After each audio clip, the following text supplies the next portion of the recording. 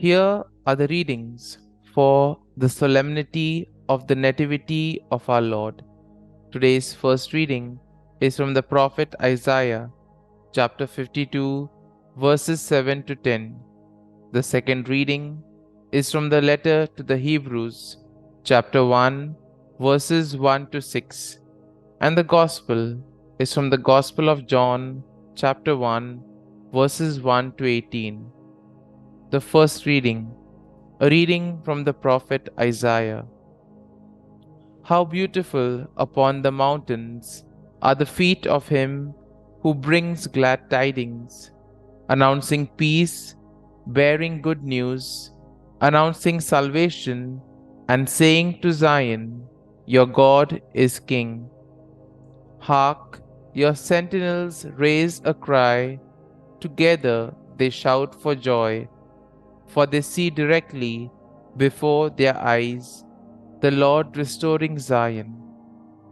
Break out together in song, O ruins of Jerusalem, for the Lord comforts his people, he redeems Jerusalem. The Lord has bared his holy arm in the sight of all the nations. All the ends of the earth will behold the salvation of our God. The word of the Lord. Thanks be to God. Responsorial Psalm. Our response shall be, all the ends of the earth have seen the saving power of God. Sing to the Lord a new song, for he has done wondrous deeds. His right hand has won victory for him, his holy arm. Response. All the ends of the earth have seen the saving power of God. The Lord has made his salvation known in the sight of the nations. He has revealed his justice. He has remembered his kindness and his faithfulness toward the house of Israel. Response. All the ends of the earth have seen the saving power of God. All the ends of the earth have seen the salvation by our God. Sing joyfully to the Lord, all you lands. Break into song, sing praise. Response. All the ends of the earth have seen the saving power of God. Sing praise to the Lord with the harp and melodious song. With trumpets and the sound of the horn, sing joyfully before the King the Lord. Response. All the ends of the earth have seen the saving power of God. The second reading, a reading from the letter to the Hebrews. Brothers and sisters, in times past, God spoke in partial and various ways to our ancestors through the prophets. In these last days, He has spoken to us through the Son, whom He made heir of all things, and through whom He created the universe, who is the refulgence of His glory, the very imprint of His being, and who sustains all things by His mighty word. When He had accomplished purification from sins, He took a seat at the right hand of the Majesty on high, as far superior to the angels as the name He has inherited is more excellent than theirs. For to which of the angels did God ever say, you are my son, this day I have begotten you? Or again, I will be a father to him, and he shall be a son to me?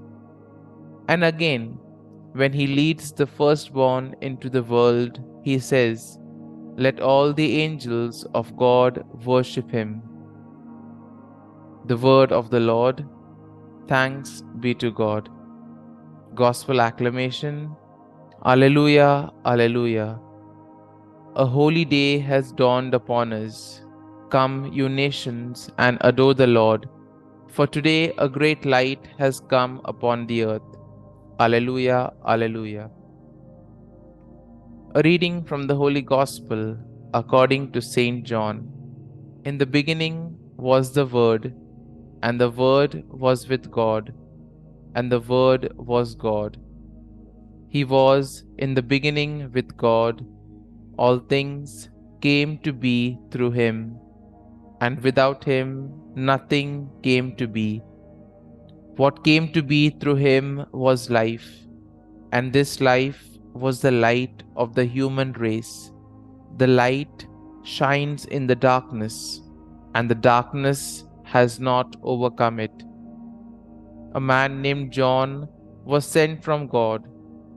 He came for testimony, to testify to the light, so that all might believe through him. He was not the light, but came to testify to the light. The true light, which enlightens everyone, was coming into the world. He was in the world, and the world came to be through him, but the world did not know him.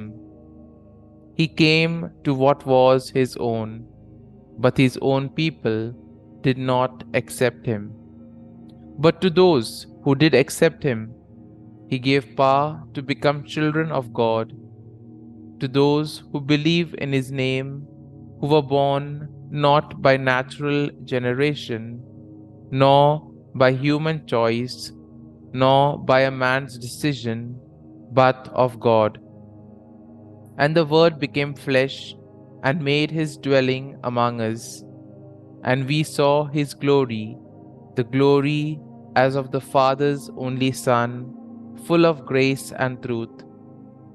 John testified to him and cried out, saying, "This was he of whom I said, 'The one who is coming after me ranks ahead of me, because he existed before me.'" From his fullness we have all received grace in place of grace, because while the law was given through Moses, grace and truth came through Jesus Christ. No one has ever seen God, the only Son, God, who is at the Father's side, has revealed him. The Gospel of the Lord. Praise be to you, O Lord Jesus Christ.